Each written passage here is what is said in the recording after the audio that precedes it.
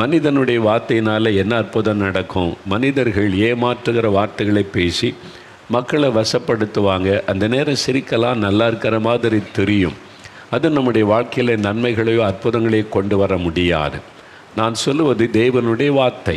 இந்த தேவனுடைய வார்த்தைக்கு வல்லமை உண்டு, உயிர் உண்டு, ஜீவனும் வல்லமையும் உள்ள வார்த்தை. அதனால் இந்த வசனத்திலிருந்து தான் உங்களுக்கு காரியங்களை சொல்லி நாம் ஜெபிக்க போகிறோம். இந்த நாள், அதாவது இந்த நாள் ஞாயிற்றுக்கிழமை குருத்தோலை பண்டிகை என்று எல்லா கிறிஸ்தவ ஆலயங்களிலும் குருத்தோலைகளை பிடித்து ஓசன்னா என்ற பாடல் பாடி ஆராதனை செய்திருக்கிறாங்க. அதை நீங்கள் கேள்விப்பட்டிருப்பீங்க, நியூஸில் எல்லாம் பார்த்துருக்கிறீங்க. அதை பற்றின ஒரு சம்பவம் வேதத்தில் இருக்கிறது. லூக்கா எழுதின சுவிசேஷம் 19ஆம் அதிகாரத்தில் தான் இந்த சம்பவம் எழுதப்பட்டிருக்கிறது. அதாவது இயேசு கிறிஸ்து சிலுவையில் அறியப்படுவதற்கு அந்த வாரத்தில் ஒரு 5 நாட்களுக்கு முன்பாக எருசலேம் பட்டணத்திற்கு பவனியாக வந்தார் என்பதாக. 3½ ஆண்டு காலம் இயேசு ஊழியம் செய்தார். 30 வயதில் ஊழியத்தை ஆரம்பித்தார். அவர் கிராமந்தோறும் பட்டணந்தோறும் பிரசங்கம் பண்ணினார், வியாதியஸ்தரை குணமாக்கினார், பிசாசு பிடித்தவங்களுக்கு விடுதலை கொடுத்தார், மக்களுக்கு நல்ல தேவனுடைய ராஜ்யத்தை குறித்தும் பரலோகத்திற்கு போகிற வழிகளை குறித்து போதித்தார், வாழ வேண்டிய முறைகளை கற்றுக் கொடுத்தார்.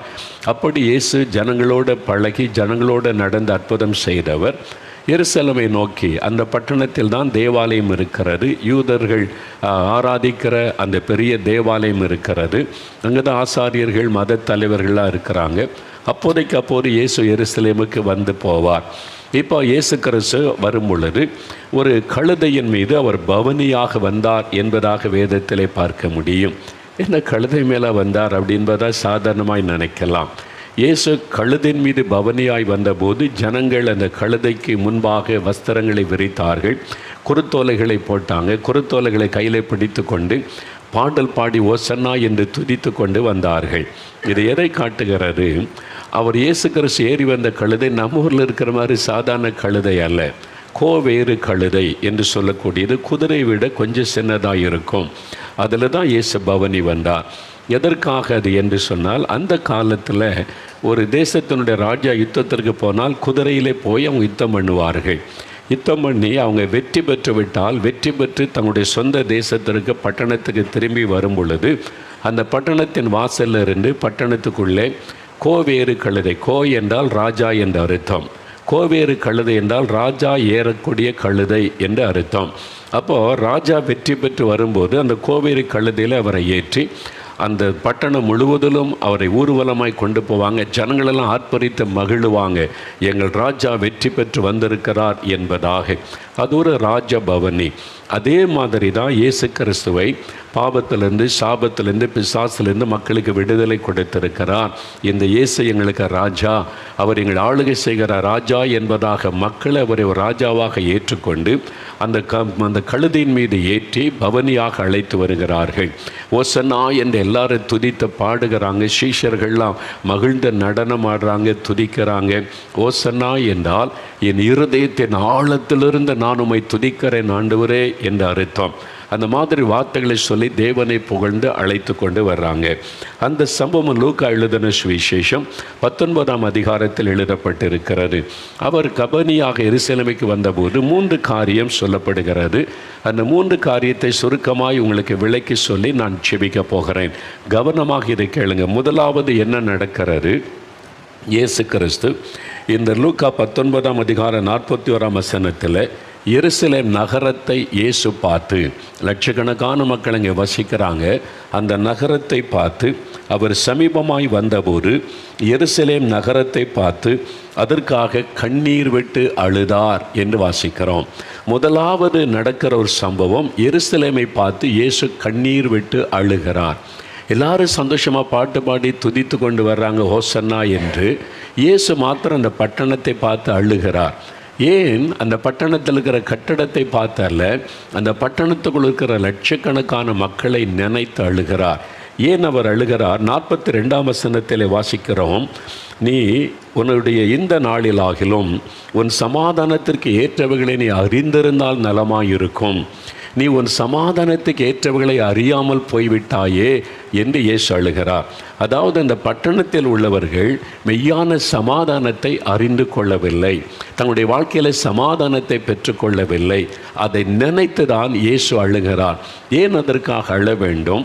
இந்த மக்கள் ரட்சிக்கப்பட வேண்டும், பாவத்திலிருந்து விடுதலை பெற வேண்டும், அவனுடைய வாழ்க்கையில் மெய்யான சமாதானத்தை பெற்றுக்கொள்ள வேண்டும் என்று சொல்லி அதே பட்டணத்தில் இயேசு அநேக அற்புதங்களை செய்தார். யோவான் 5ஆம் அதிகாரத்தில் ஒரு அற்புதம் எழுதப்பட்டிருக்கிறது. இந்த எருசலேம் பட்டணத்தில் 38 வருஷம் வியாதி படுக்கையில் இருந்த ஒரு மனிதனை இயேசு சுகமாக்கி எழும்பி நடக்க பண்ணினார். அவன் சுகம் பெற்றது பட்டணம் முழுவதும் செய்தியாய் பரவிற்று. அங்கே இருக்கிற மத தலைவர்களுக்கு கூட தெரிந்தது எப்படி இந்த அற்புதம் நடந்தது. இயேசு குணமாக்கி இருக்கிறார்.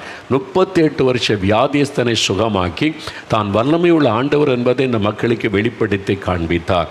அதே மாதிரி யோவான் 9ஆம் அதிகாரத்தில் வாசிக்கும் பொழுது பிறவி குருடனாக பிச்சை எடுத்து கொண்டிருந்த ஒரு கண் தெரியாத மனிதனுக்கு அற்புதமாய் கண் பார்வையை இயேசு கொடுத்து அவனை கூட எல்லாரும் அறிந்திருந்தாங்க, மத தலைவர்களும் அறிந்து கொண்டாங்க. இவன் எப்படி கண் பார்வை அடைந்தான்? குருடனாய் இருந்தான், பிறவிலேயே குருடன், எப்படி பார்வை வந்தவன் சொன்னால் இயேசு. அந்த இயேசு செய்த அற்புதங்கள் அந்த பட்டணம் முழுவதிலும் பரவினது. அப்போது ஒரு பிறவி குருடன் குணமாக்கப்படுகிறான், 38 வருஷ வியாதேசன் சுகமாகிறான். இந்த அற்புதத்தை எல்லாம் அறிந்தும் கண்டும் இதை பற்றி கேள்விப்பட்டும் கூட அவங்களுக்கு இயேசுவின் மேலே விசுவாசம் வரவில்லை, இயேசுவை நம்பவில்லை. அவர் சமாதானத்தை குறித்து பேசுகிறார், ஆனால் அதை குறித்து அவங்களுக்கு அக்கறை இல்லை. எங்களுக்கு தேவாலயம் இருக்கிறது, காணிக்கை செலுத்துகிறோம், பலி செலுத்துகிறோம், எங்களுடைய பாரம்பரியம், எங்களுடைய அந்த பழக்க வழக்கம், எங்களுடைய முன்னோருடைய வழக்கம், பாரம்பரியம், சடங்காச்சாரம், அதில் தான் அவருடைய நோக்கம் இருந்தது. மெய்யான ஆண்டவரை, மெய்யான இரட்சகரை, சமாதான பிரபுவை அவள் அறிந்து கொள்ளவில்லை. அதனால் ஆண்டவருடைய உள்ளம் துக்கப்பட்டது. இந்த மக்களும் சமாதானத்தை பெற்றுக்கொள்ளணும், இவங்களும் ரட்சிக்கப்பட்ட அந்த மகிழ்ச்சியை பெற்றுக்கொள்ள வேண்டும் என்று எத்தனையோ முறை இவங்களை தேடி வந்தேன், அற்புதம் செய்தேன், என்னுடைய அன்பை வல்லமையை வெளிப்படுத்தி காண்பித்தேன். இந்த மக்களோ சமாதானத்தை கேட்டவளை புறக்கணித்து விட்டார்களே என்று அதை நினைத்து ஆண்டவர் அழுகிறார். இன்றைக்கி மனிதர்களுக்காக கண்ணீர் வடிக்கிற ஒரு ஆண்டவர். இன்றைக்கி உங்களுடைய உள்ளத்தில் சமாதானம் இருக்குதா? நிம்மதி இருக்குதா? பக்தி இருக்குது, பக்தியான தெய்வ வணக்கம் இருக்குது, அதுக்காக பண செலவு பண்ணுறீங்க, உங்களை வருத்தி கொள்கிறீங்க. மெய்யான சமாதானம் உங்களுக்கு உள்ளத்தில் இருக்குதா? அந்த நிம்மதி உங்களுக்கு இருக்குதா? அந்த சமாதானத்தை உண்மையாக நீங்கள் பெற்றுக்கொண்டு இருக்கிறீங்களா? அந்த சமாதானத்தை கொடுக்கிற இரட்சகரை நீங்கள் அறிந்து கொண்டு இருக்கிறீங்களா? உங்களுக்காக இயேசு கண்ணீர் வடிக்கிறார், உங்களுக்காக அவர் பரிதபிக்கிறார். ஐயோ, இந்த ஜனங்கள் நிம்மதி இல்லாமல் இருக்கிறாங்களே, இந்த ஜனங்கள் சமாதானம் இல்லாமல் இருக்கிறாங்களே, சிலர் நிம்மதி இல்லாமல் தற்கொலை பண்ணி சாகுறாங்களே, குடித்து குடித்து குடித்து மறித்து கொண்டிருக்கிறாங்களே, சூதாட்டத்துக்கு அடிமைப்பட்டு தற்கொலை பண்ணி சாகுறாங்களே, கடன் பிரச்சனை வியாதினை தற்கொலை பண்ணி சாகுறாங்களே. ஜனங்களுக்காக பரிதபிக்கிற ஒரு ஆண்டவர் அவர் உங்களை பார்க்கிறார். உங்களுக்குள்ளே சமாதானம் இல்லாமல் நிம்மதி இல்லாமல் செத்து போனார் நலமா இருக்கும் நீ நினைக்கிறீங்களே, உங்களுக்காக இயேசு அழுகிறார். என் மகனே, என் மகளே, நீ சமாதானத்தை பெற்றுக்கொள்ளத்தான் நான் சமாதான பிரபுவாக இந்த உலகத்தில் வந்தேன் என்று இயேசு சொல்லுகிறான். ஏசாயா 9ஆம் அதிகாரம் 6ஆம் வசனத்தில் சொல்லப்படுகிறது, இயேசு சமாதான பிரபு. யோவான் 14ஆம் அதிகாரம் 27ஆம் வசனத்தில் இயேசு சொல்லுகிறார், என்னுடைய சமாதானத்தை நான் உங்களுக்கு தருகிறேன்.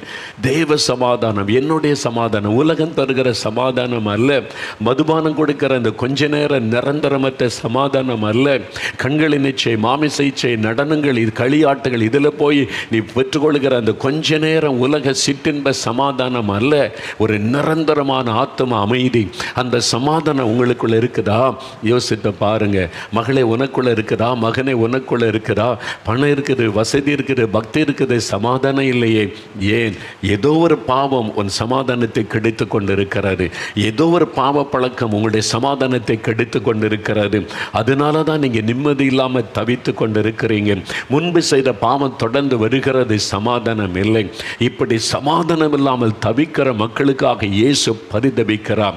அவர் சமாதான பிரபுவாக இந்த உலகத்தில் வந்து சிலுவையிலே தன்னை பலியாய் கொடுத்தது நமக்கு சமாதானத்தை கொடுக்க. கொலோசியர் 1:20 சொல்லுகிறது, அவர் சிலுவையிலே சிந்தின இரத்தத்தின் மூலமாய் சமாதானத்தை உண்டு பண்ணினார். அவருடைய இரத்தம் தான் நம்முடைய சமாதானத்தை நம்முடைய உள்ளத்திலே தர முடியும். பாவமர நம்மை கழுவி அந்த சமாதானத்துக்கு எடுக்கிற பாவங்களை மாற்றி சமாதானத்தை தர முடியும். அந்த சமாதானத்தை நீங்கள் பெற்றுக்கொள்ள வேண்டும். சமீபத்தில் ஒரு சம்பவத்தை நான் அறிந்தேன். ஒரு தாயார் இங்கே தேவனுடைய கூடாரத்துக்கு ஜெபிக்க வந்தார்கள். அவங்க கிறிஸ்தவர் அல்லாதவர்கள். இயேசுவை பற்றி கேள்விப்பட்டு எனக்கு ஒரு நிம்மதி கிடைக்கணும், சமாதானம் கிடைக்கணும் அப்படின்னு சொல்லி தேடி வந்திருக்கிறாங்க. சமாதானத்தை தேடி எத்தனையோ இடத்துக்கு அலைந்து பணம்லாம் செலவு பண்ணி ஏமாற்றம் அடைந்த நிலைமையில் யாரோ இயேசுவை பற்றி சொல்லி எங்கள் அனுப்பினதுனால வந்திருக்கிறாங்க.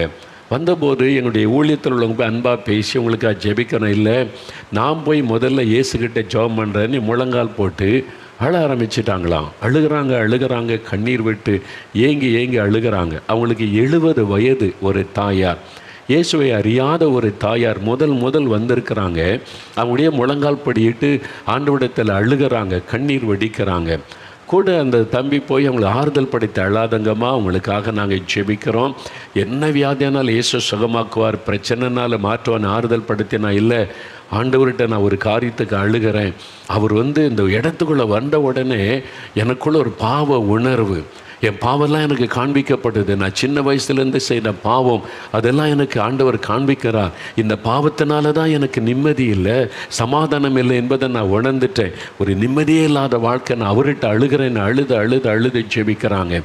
அப்படின்னு அந்த தம்பி தூரமாக ஒதுங்கி நின்றுட்டாங்க, கண்ணீர் விட்டு அழுகிறாங்க, என் பாவத்தை மன்னிங்க, எனக்கு நிம்மதி கொடுங்க, சமாதானம் கொடுங்கன்னு சொல்லி அவங்க ஜெர்மனி முடித்த பிறகு பாருங்கள் அவருடைய முகமே மாறிவிட்ட சமாதானம்.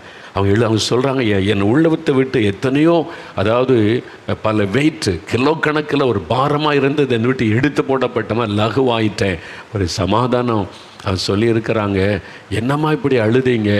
இல்லை, நான் உள்ளே வந்தோடனே இயேசு கிறிஸ்து பாவத்தெல்லாம் எனக்கு காண்பித்தார். இந்த பாவங்களெல்லாம் நீ செய்துட்டு வந்ததுனால தான் உனக்கு நிம்மதி இல்லை, உன் பாவத்தை நான் மன்னிக்கிறேன், ஆனால் நீ அறிக்கையிட்டு ஜெபம் பண்ணுன்னு சொன்னாங்க. நான் அறிக்கையிட்டு அழுது ஜெபம் பண்ணினேன். அவங்க சொன்னாங்க, என் கணவர் குடிச்சிட்டு வந்து என்னை அடித்து கொடுமைப்படுத்துவார். என் கணவருடைய கொடுமை தாங்காமல் விஷம் வச்சு அவரை நான் கொன்னுட்டேன். இதெல்லாம் இயேசு எனக்கு காண்பித்தா. நான் இவ்வளோ பெரிய பாவத்தை செய்திருக்கிறேனே, அதுக்காக நான் ஆண்டவர்கிட்ட அழுதேன். இயேசு என் பாவத்தை மன்னித்து இப்போ எனக்கு ஒரு நிம்மதி, சமாதானம். இதுதான் இயேசு கொடுக்கிற மிகப்பெரிய ஒரு ஆசீர்வாதம், பாவம் மன்னிப்பு. எனக்கு அன்பானவர்களே, எபிரேயர் 9:22 வேதம் சொல்லுகிறார், ரத்தம் சிந்துதல் இல்லாமல் பாவ மன்னிப்பு உண்டாகாது. அப்போ நம்முடைய பாவம் மன்னிக்கப்படும் ரத்தம் சிந்தப்பட வேண்டும், பரிசுத்தமுள்ள ரத்தம். அதற்காகத்தான் பாருங்கள், மிருகங்கள் பறவைகளை இன்றைக்கும் பலி செலுத்துகிற பழக்கம் இருக்கிறது. அது எபிரேயர் 9:12 வேதம் சொல்லுகிறது. இந்த வசனத்தில் நீங்கள் வாசிக்கும் பொழுது, பறவைகள், மிருகங்கள் இவைகளுடைய வெள்ளாட்டுக்கடா, இளங்காளை இவைகளுடைய இரத்தத்தினாலே அல்ல, தம்முடைய சொந்த இரத்தத்தினாலும் ஒரே தரம் மகா பரிசுத்த ஸ்தலத்தில் பிரவேசித்து இயேசு கிறிஸ்து நமக்கு நித்திய மீட்பை உண்டு பண்ணினார். தன்னுடைய சொந்த இரத்தத்தை இயேசு சிந்தி நமக்காக பாவ மன்னிப்பை உண்டாக்கினார். எபிரேயர் 9:14 சொல்லுகிறது, இந்த இயேசு கிறிஸ்துவின் இரத்தம் உங்கள் மனசாட்சியை செத்த கிரியைகளை சுத்திகரிக்கிறது என்று வசனம் சொல்லுகிறார். இந்த இயேசு கிறிஸ்துவின் இரத்தம் தான் நம்முடைய மனசாட்சியை, குற்ற மனசாட்சியை மாற்றி ஒரு நிம்மதி, சமாதானத்தை தர முடியும். உங்களுடைய பாவம் அன்மைக்கப்பட்ட நிச்சயம் இருக்குதா? நிம்மதி இருக்குதா? சமாதானம் இருக்குதா? ராத்திரி படுக்க போகும்போது நிம்மதியாக சமாதானமாய் உறங்க முடிகிறதா? இல்லை மனசாட்சி காயப்படுத்துதா, குற்றப்படுத்துதா? உன்ட்டு இந்த பாவம் இருக்குது, அந்த பாவம் இருக்குது, இந்த பாவம் செய்து அந்த பாவம் செய்து நிம்மதியே இல்லாமல் தவிக்கிறீங்களா? இயேசு கிறிஸ்துவின் இரத்தம் சகல பாவங்களை நீக்க நம்மை சுத்திகரிக்கும். நீங்கள் சமாதானத்தை பெற்றுக்கொள்ள இயேசு கண்ணீர் வடிக்கிறார். உனக்கு சமாதானத்துக்கு ஏற்றவர்களை இன்றைக்காவது நீ அறிந்து கொள் மகளே, அறிந்து கொள் மகனே என்று சொல்லுகிறார். இன்றைக்கு இயேசு உங்களுக்கு மெய் சமாதானத்தை தருவார். ரெண்டாவது, இயேசு இந்த இடத்துல தேவாலயத்தில் வந்தபோது இன்னொரு காரியம் நடக்கிறது. முதலாவது, எருசலேம் பட்டணத்தை பார்த்து அழுகிறார், சமாதானத்தை நீங்கள் பெற்றுக்கொள்ளவில்லையே என்று. ரெண்டாவது, 45வது வசனத்தில் இயேசு தேவாலயத்தில் பிரவேசித்து அதில் விற்கிறவர்களையும் கொள்ளுகிறவர்களையும் புறம்பே துரத்தத் தொடங்கி, என்னுடைய வீடு ஜெப வீடாக இருக்கிறது என்று எழுதியிருக்கிறது, நீங்களோ அதை கள்ளர் குகை ஆக்கினீர்கள் என்றார். இப்போ எருசலேம் பட்டணத்துக்குள்ளே இயேசு வந்துவிட்டால் பிரம்மாண்டமான தேவாலயம், மக்கள் வந்து அங்கே ஆண்டவரை தொழுது கொள்ளுவார்கள். அந்த ஆலயத்துக்குள்ளே போனால் வியாபாரம் நடக்குது. அங்கே வந்து ஆடு வியாபாரம், மாடு வியாபாரம், புறாக்கள் வியாபாரம், மணி எக்ஸ்சேஞ்சு வியாபாரம், எல்லாம் வியாபார ஸ்தலமாக்கிட்டாங்க. பணம் சம்பாதிக்கிறத நோக்கம். தேவாலயம் என்பது தேவனை ஆராதிக்க, தேவனை தொழுது கொள்ள, அங்கே ஆண்டவரை பார்க்க மக்கள் வருவாங்க. அந்த மக்களுக்கெல்லாம் அவங்க அங்கே இருக்கிற மத தலைவர்களுக்கு அதை பற்றியெல்லாம் கவலை கிடையாது. பணம் பணம் பணம் பணம் சம்பாதிக்கிறதுக்கு தேவனுடைய ஆலயத்தை தீட்டுப்படுத்தி விட்டார்கள். இயேசுக்கு கோபம் வந்து விட்டார். அதனால் எல்லாத்தையும் அந்த சவுக்கை உண்டாக்கி அடித்து விரட்டி சுத்தம் பண்ணி தேவாலயத்தை சுத்திகரித்தார். அதான் ஆண்டவர் செய்கிற காரியம். ரெண்டாவது, இயேசு செய்த தேவாலயத்தை ஆண்டவர் சுத்திகரித்தார். எனக்கு அன்பானவர்களே, இன்றைக்கு எந்த தேவாலயத்தை குறித்து ஆண்டவர் பேசுகிறார் தெரியுமா? நம்முடைய சரீரம்தான் தேவனுடைய ஆலயம். வேத புஸ்தகத்தில் 1 கொரிந்தியர் 3:16 வேத வசனம் சொல்லுகிறாரு. 1 கொரிந்தியர் 3ஆம் அதிகாரம் 16ஆம் வசனத்தில் ஆண்டவருடைய வார்த்தை என்ன சொல்லுது பார்த்தீங்கன்னா, நீங்கள் தேவனுடைய ஆலயமாக இருக்கிறீர்கள் என்றும் தேவனுடைய ஆவி உங்களில் வாசமாய் இருக்கிறார் என்றும் அறியாதிருக்கிறீர்களா? நீங்கள் தான் தேவனுடைய ஆலயம். நம்முடைய சரீரம்தான் தேவனுடைய ஆலயம். பாருங்கள், 2 கொரிந்தியர் 6ஆம் அதிகாரம் 16ஆம் வசனத்திலும் ஆண்டவருடைய வார்த்தை சொல்லுகிறது, நீங்கள் ஜீவனுள்ள தேவனுடைய ஆலயமாக இருக்கிறீங்க. அப்போ இன்றைக்கு இயேசு வாசம் பண்ணுகிற ஆலயம் எது? நம்முடைய சரீரம். இங்கே தான் ஒரு வாசம் பண்ணுகிறார். நம்ம எங்கெங்கே தேடி போகிறோம், கடவுள் எங்கே இருக்கிறான் தேடி. ஆண்டவர் சொல்ல, நான் உனக்குள்ளே வாசம் பண்ண விரும்புகிறேன். மனிதன் கைகளினால் கட்டின ஆலயத்தில் வாசம் பண்ணுவது இல்லை. நீ உன் வாழ்க்கையில் இடம் கொடுத்தா உனக்குள் வந்து உன் சரீரத்தில் வாசம் பண்ணுவேன். அப்போ நீ தான் தேவனுடைய ஆலயம், உனக்குள்ளே தான் நான் வாசம் பண்ண விரும்புகிறேன். அப்படி தான் வேதம் சொல்லுகிறது, ஆண்டவர் சொல்லுகிறார். உங்களுக்குள்ளே வாசம் பண்ண விரும்புகிறார். நம்முடைய சரீரம் தான் தேவனுடைய ஆலயம். இந்த ஆலயம் பரிசுத்தமாக இருக்குதா? பீடி வெடித்து புகையினால் இந்த ஆலயத்தை தீட்டுப்படுத்திக்கிட்டே இருக்கிறீங்க. மதுபானம் குடித்து இந்த ஆலயத்தை தீட்டுப்படுத்தி ஆண்டவர் வாசம் பண்ணுகிற ஆலயத்தை கெடுத்து கொண்டிருக்கிறீங்க. அப்படி தானே? பாவத்தினால் உங்களுடைய தேவனுடைய ஆலயமாக இருக்கிற சரீரத்தை பாழாக்கி கொண்டிருக்கிறோம். அப்போ ஆண்டவர் சொல்கிறாரு, நீ ஒரு சரீரத்தை கெடுத்தால் உன்னை நான் கெடுப்பேன். அப்போ தேவனுடைய ஆலயமாகிய சரீரத்தை ஒரு மனிதன் பாவத்தினாலே பாழாக்கினால், குடி, இந்த மாதிரி விபச்சாரம், வேசித்தனம், போதை வஸ்துகள், இந்த மாதிரி தீட்டான காரியங்களை பயன்படுத்தி சரீரத்தை தீட்டுப்படுத்தினால் எப்படி ஆண்டவர் உள்ளே வந்து வாசம் பண்ண முடியும்? எப்படி ஆசீர்வாதத்தை பெற்றுக்கொள்ள முடியும்? நீங்கள் தேவனுடைய ஆலயத்தை கெடுத்தால் அவனை தேவன் கெடுப்பார் என்று சொல்லப்பட்டிருக்கிறது. அப்போது அந்த தீட்டுப்படுத்துகிற பாவத்திலேருந்து ஒரு விடுதலை பெறணும். விட முடியலையா? அந்த புகைப்பிடிக்கிறத விட முடியல.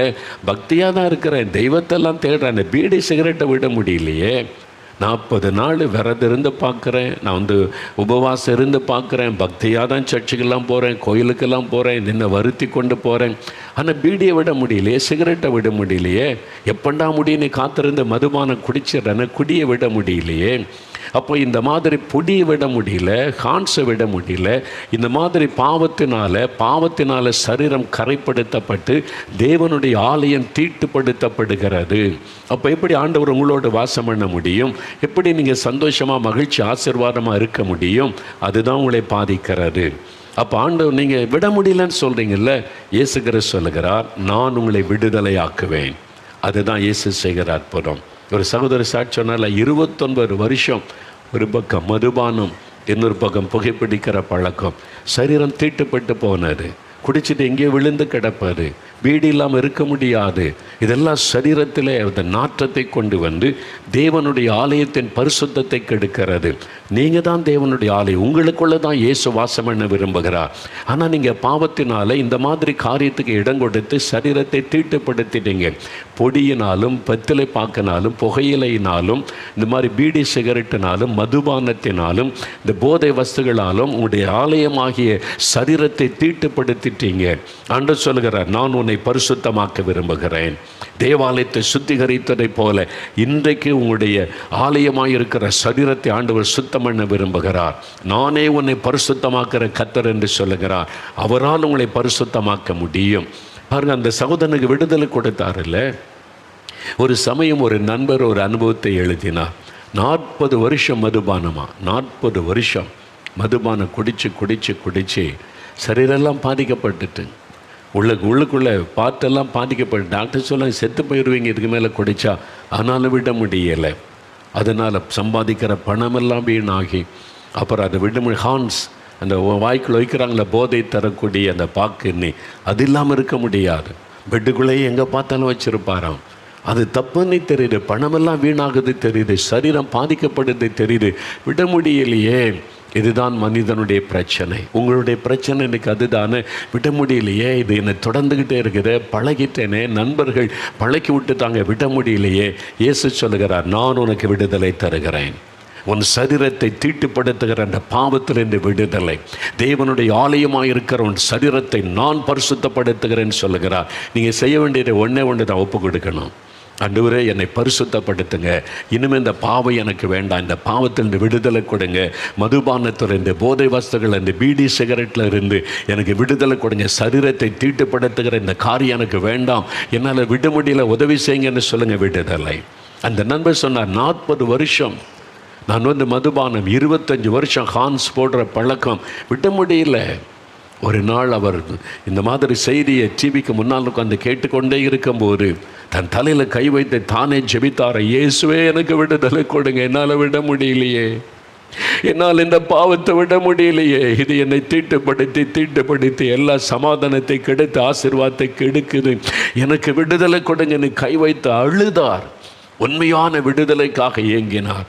அந்த நேரம் ஒரு கரம் அவரை தொட்டது. இயேசு அவரை தொட்டார். பாருங்க, மனிதன் முகத்தை பார்க்கிறான், இயேசுவோ இருதயத்தை பார்க்கிறவர். உண்மையா எனக்கு விடுதலை வேணும் நீ மனம் திரும்பி ஒப்பு கொடுத்த உடனே இயேசு தொட்டார்.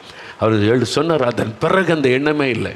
2 வருஷம் ஆகிவிட்டார் அவர் விடுதலை பெற்று. இந்த 2 வருஷத்தில் அதன் பிறகு மதுபானமும் கிடையாது, ஹான்ஸும் கிடையாது, பூரண விடுதலை. அவ்வளோ சந்தோஷமாய் தன் அனுபவத்தை எழுதியிருக்கிறார். உங்களுக்கு செய்வார். உங்களை தீட்டுப்படுத்தி கொண்டிருக்கிற பாவ காரியத்திலிருந்து இன்றைக்கு விடுதலை. உங்களுடைய சரீரத்தை பாழாக்குகிற அந்த பாவ பழக்கத்திலிருந்து ஒரு விடுதலை, மெய்யான ஒரு விடுதலைக்கு ஒப்பு கொடுங்க. இயேசு உங்களை பரிசுத்தப்படுத்துகிற தேவன்.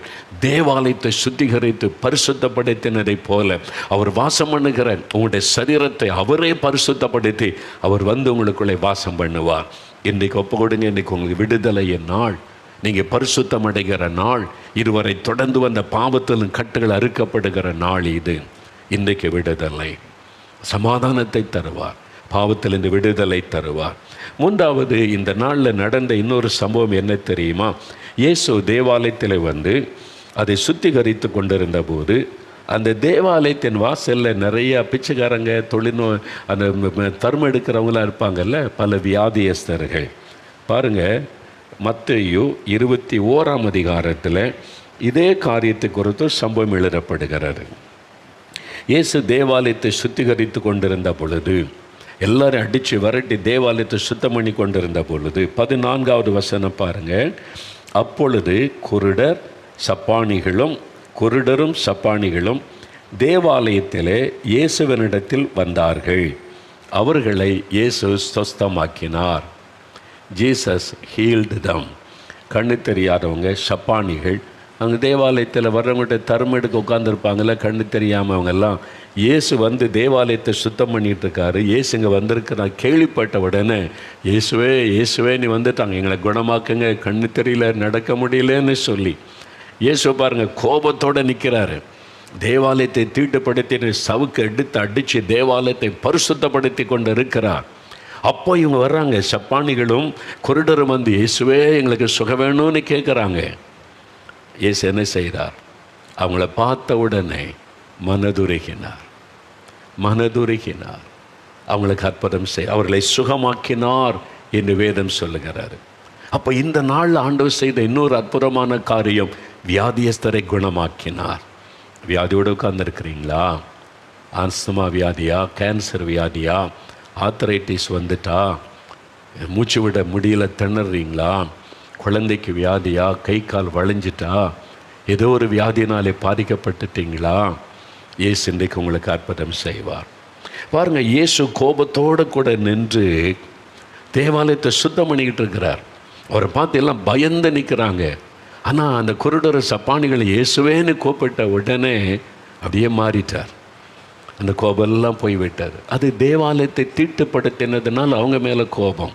இந்த ஜனங்களை பார்த்த உடனே மனதுரை, ஐயோ இந்த கண்ணு தெரியாமல் நடக்க முடியாமல் கஷ்டப்படுறாங்களே, மக்களுக்காக பரிதபிக்கிற ஒரு ஆண்டவர் இயேசு. ஏன் உங்களுக்கு அற்புதம் செய்தார்? வேத புஸ்தகத்தில் மத்தேயு 14 சொல்லப்படுகிறது, இயேசு வியாதியஸ்தரை கண்ட பொழுது மனதுருகி அவர்களை குணமாக்கினார். வியாதியஸ்தரை பார்க்குறார். வியாதியோடு வரவங்களை பார்த்தா இயேசுக்கு ஒரு மனதுருக்கம் வந்துடும். ஐயோ இந்த ஜனங்கள் வியாதியில் கஷ்டப்படுறாங்க, பிசாசு உங்களை வியாதியில் கஷ்டப்படுத்தி வேதனைப்படுத்துகிறார். மனதுருக்குகிறவர் இயேசு. மார்க் எழுதின சுவிசேஷம் 1 41-42 வாசித்தால், இயேசுகிட்ட ஒரு மனிதன் வந்து கதறுகிறான், ஆண்டவரே உமக்கு சித்தமானால் என்னை சுத்தமாக்குமால் ஆகுமே, நான் இந்த தொழுநோயினால் கஷ்டப்படுறேன், சரீரெல்லாம் அழுகி நாற்றம் எடுக்குது, இது தீட்டான வியாதி, நீ என் குடும்பத்தார் கூட பக்கத்தில் வரமாட்டேங்கிறாங்க, எல்லாரும் என்னை புறம்பே தள்ளுறாங்க. இயேசு அவனை பார்த்த உடனே மனதுருகினார். வசனம் சொல்லுகிறது, Jesus was moved with compassion and stretched forth his hand and touched him and healed him. இயேசு அவனை பார்த்து மனதுருகி தன் கரத்தை நீட்டி அவனை தொட்டு குணமாக்கினார். வியாதியில் கஷ்டப்படுறீங்களா? உங்களுக்காக மனதுருகுகிறவர் இயேசு. ஐயோ என் பிள்ளைங்க கஷ்டப்படுறாங்களே, வியாதியில் வேதனைப்படுகிறாங்களே, நீ மனதுருகி அற்புதம் செய்கிறவர் இயேசு.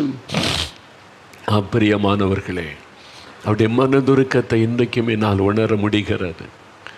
ஒரு சமயம் திறப்பின் வாசல் ஜெப ஆல்மாவடியில் நடக்கும் கடைசி சனிக்கிழமை ஆயிரக்கணக்கான மக்கள் வருவாங்க, தேசத்துக்காக ஜெபிப்பாங்க. கடைசியில் தங்களுக்காக ஜெபிக்க வந்த முழங்கால் படியிடுவாங்க. நான் ஒவ்வொருவருக்காக ஜெபித்து கொண்டே வந்தேன். அப்பொழுது ஒரு வாலிப மகள் முக்காடு போட்டால், இது வரைக்கும் முக்காடு போட்டிருப்பாங்க, அந்த மகள் இங்கே வரைக்கும் மூடி இருந்தாள், முகமே தெரியலை, அது யாருன்னே தெரியல, இங்கே வரைக்கும் அந்த முக்காடு அப்படியே மறைக்கப்பட்டிருந்தது. அதனால் நான் ஜெபித்து கொண்டே வரும்போது அந்த மகள் மேலே கை வச்ச உடனே, ஏன் இங்கே வரைக்கும் அந்த மகள் மூடி இருக்கிறாங்க, முக்காடு இவ்வளோ தானே போடுவாங்கன்னு சொல்லி நான் நின்று அந்த முக்காட்டை நீக்கும்படி அந்த மகளோடு பேசினேன். அப்போ அவள் முகத்தை என் பக்கமாய் திருப்பி முக்காட்டை எடுத்த உடனே என் இருதயம் அதிர்ந்து விட்டது. ஒரு வாலிப பெண், ஒரு கொடிய சரும வியாதி, முகமெல்லாம் அப்படியே கருப்பு கருப்பு கருப்பாக ஒரு குஷ்டரோகம் வந்ததை போல அருவருப்பாக காணப்பட்டார். அவள் சொன்னாலே, உடம்பெல்லாம் என் சரீரமெல்லாம் இப்படி தான் இருக்குது, எல்லாம் மூடி இருக்கிறாள், சரீரத்தை முழுவதும் மூடி இருக்கிறாள். சரீரத்தை மூடிலாம், முகத்தை மூடிக்கொண்டு எப்படி நடக்கிறது, எப்படி பிரயாணப்படுவது? மகள் அதனால் தான் வெட்கப்பட்டு முகத்தை மூடி இருந்தாள். பார்க்க அகோரமாய் வேதனையாய் இருந்தது. அழகான ஒரு முகம் அகோரமாய் மாறியிருந்தது கொடிய வியாதியினால். நான் அவளை பார்த்தபோது அவளுடைய கண்களிலே கண்ணீர். அதை பார்த்தபோது என் இருதயம் உடைந்தது. இயேசுடைய மனதுருக்கம் என் இருதயத்தை பாதித்தது. இயேசு அந்த மகளுக்காய் மனதுருகுகிறதினால் என் ஆவியிலே உணர முடிந்தது. அதை பார்த்து என் இருதயத்திலே ஒரு வேதனை துக்கம் பெருகிட்டு என் கண்களிலே கண்ணீர் வடிந்தது. அது நான் அல்ல, இயேசுடைய இந்த மனதுருக்கம் இறங்கினது. ஜனங்களுக்காக பரிதபிக்கிற ஒரு ஆண்டவர் அவர். அந்த மகளுக்காக அவர் பரிதபித்தார். அதை பார்த்தோன்னே இருதயம் உடைந்து விட்டது. அந்த மகள் பஸ்ஸில் ட்ராவல் பண்ணி வரும்போது எப்படி வந்திருப்பாள், முகத்தெல்லாம் மூடி, யாருக்கும் தெரியாமல். ஆனால் டிக்கெட் எடுக்க அவன் முகத்தை காமிச்சிருக்கணுமே, மற்றவங்க பார்த்துருவாங்களோன்னு பயந்து பயந்து முகத்தை மூடி வீட்டை விட்டு வெளியே வர முடியாதே. ஒரு வாலிப மகள், அவருடைய எதிர்காலம், அவருடைய பெற்றோருக்கு எவ்வளோ பெரிய துக்கம் வேதனை இருந்திருக்கும். அவருடைய உள்ளத்தில் எத்தனை கேள்வி இருந்திருக்கும். ஏன் எனக்கு எப்படி, நான் என்ன பாவம் செய்தேன், ஏன் எனக்கு எப்படி என்றெல்லாம் எத்தனை கேள்வி இருந்திருக்கும். அதன் இருதயத்தை உடைத்தார். அவள் மீது கை வைத்த போது என் கண்கள் சிலுவையிலே தொங்குகிற இயேசுவை பார்த்தது. அந்த சிலுவையில் அவர் அழகற்றவராய் தொங்குகிறார். ஏசாயா 53:2 சொல்லுகிறது, அவருக்கு அழகும் இல்லை, சௌந்தரியமும் இல்லை, நாம் விரும்பத்தக்க ரூபம் அவருக்கு இல்லை. அழகான இயேசு, சௌந்தரியமான இயேசு சிலுவையிலே அடிக்கப்பட்டு காயப்படுத்தப்பட்டு முகத்திலே குத்தி அவருடைய தாடி மயிரை பிடித்து இழுத்து முகமெல்லாம் வீங்கி கண்ணெல்லாம் ரத்தம் அடி அகோரமாய் தொங்குகிறார். அழகையெல்லாம் இழந்து விட்டார். அவர் அழகை இழந்தவராய் சிலுவையிலே தொங்க என்ன காரணம்? இந்த வியாதி நிமித்தம் அழகை இழந்து நிற்கிற இந்த மகளுக்கு அற்புதம் செய்யத்தானே. நான் அப்படித்தான் ஜெபித்த, சிலுவையில் அழகெல்லாம் இழந்து தொங்கினீங்களே ஆண்டவரே, இந்த மகளுடைய அழகை நீ திரும்ப கொடுக்கணும், இந்த அகோரத்தை மாற்றணும், இந்த பொல்லாத வியாதி விலகணும். நான் கண்ணீரோடு ஜெபித்தேன். என் கண்களில் கண்ணீர் வடிந்தது. இது என்னுடைய கண்ணீர் அல்ல. எத்தனை பேருக்கு ஜெபிக்கிற ஆண்டவர் அந்த பாரத்தை உண்டாக்கி இயேசுடைய மனதுருக்கத்தை நான் பார்க்க முடிந்தது. ஜெபித்து விட்டு கடந்து போய்விட்டேன். 1 மாதம் கழித்து அடுத்த மாதம் அந்த மகள் வந்தபோது அதே மகள் அதே இடத்துல முழங்கால் படிட்டு அந்த மகளை பார்க்க முடிந்தது. இப்போ அவருடைய முகரூபமே மாறி இருந்தது. ஒரு தழும்பும் இல்லை, ஒரு வியாதியும் இல்லை. முகமே பளிச்சின்னு அவ்வளோ ஒரு தேவதூதனை போல அவ்வளோ ஒரு அழகான முகம். அதைத்தான் இந்த கொடிய வியாதி அகோரமாக்கி வைத்திருந்தது. ஆண்டவர் அவள் இழந்து போன அழகை திரும்ப கொடுத்தார். அந்த வியாதியை மாற்றி அற்புத சுகம் கொடுத்தார். எவ்வளோ பெரிய சந்தோஷம் அந்த மகளுக்கு. இப்போ ஆனந்த கண்ணீர். அவருடைய துக்கத்தை சந்தோஷமாக இயேசு மாற்றினார். அதுக்கு தான் இயேசு நம்முடைய துக்கத்தை சந்தோஷமாய் மாற்ற. வியாதினாலே துக்கம் அடைந்து நிற்கிறீங்களா? வியாதி நிமித்தம் சரீரம் பாதிக்கப்பட்டு மெலிந்து உருவத்தை எல்லாம் சுகத்தை இழந்து உருவமே மாறி போய் உட்கார்ந்து இருக்கிறீங்களா? கிட்னி பாதிச்சிட்டது, இருதயம் பாதிச்சிட்டது, சரீரமே போச்சு, அழகையெல்லாம் இழந்து சுகத்தை இழந்து பலனை இழந்து படுக்கையில் இருக்கிறீங்களா? நடக்க முடியல, கையை அசைக்க முடியல, காலை அசைக்க முடியல, கண்ணு பாதிக்கப்பட்டு போச்சு, சாப்பிட முடியல, மூச்சு விட முடியல, கலங்கி கொண்டிருக்கிறீங்களா? உருவமே மாறிவிட்டது இந்த வியாதினால் என்று நினைக்கிறீங்களா? சிலுவையில் தொங்குகிற இயேசுவை பாருங்க. உங்களுக்காக சகோதரனை, உங்களுக்காக சகோதரியுடைய நோய்களை எல்லாம் தன் மீது ஏற்றுக்கொண்டார் என்று வேதம் சொல்லுகிறது. மத்தேயு 8:17 உங்களுடைய பலவீனங்கள் நோய்களை தன் மேலே ஏற்றுக்கொண்டார். உங்களை குணமாக்க தன் கைகளிலே தழும்புகளை ஏற்றுக்கொண்டார். அதனால தான் இன்றைக்கு இயேசுவே கூப்பிடும் பொழுது அவர் தன்னுடைய தழும்புள்ள கரத்தினால் தொட்டு குணமாக்குகிறார். இன்றைக்கு இயேசு உங்களுக்கு ஒரு அற்புதம் செய்வார். இன்றைக்கு ஒரு அற்புதம் செய்வார். அந்த தேவாலயத்தில் குருடரும் சப்பானிகளும் வந்து இயேசுவேன்னு கூப்பிட்டாங்க. அவங்கள பார்த்த உடனே இயேசுடைய இருதயம் உடைந்து விட்டது. மனதுருக்கம், அவருடைய கோபமெல்லாம் மாறிவிட்டது. இந்த மக்கள் மேலே ஒரு பரிதாபமும் பாசமும் அன்பும் உண்டாகி இயேசு அவங்களை எல்லாம் குணமாக்கி மகள பண்ணினார். எவ்வளோ சந்தோஷப்பட்டு இருப்பாங்க. இயேசு எனக்கு கண் பார்வை தந்துட்டார், இயேசு என்ன நடக்க பண்ணிட்டார், சந்தோஷமாக ஓடி இருப்பாங்க. அதுக்கு தான் இயேசு இன்றைக்கு உங்களை சந்தித்து கொண்டு இருக்கிறார். உங்களை குணமாக்க, உங்களுக்கு அற்புதம் செய்ய விசுவாசிங்க. எனக்கு செய்வார்னு விசுவாசிங்க. என் குடும்பத்தில் ஒரு அற்புதம் செய்வார்னு விசுவாசிங்க.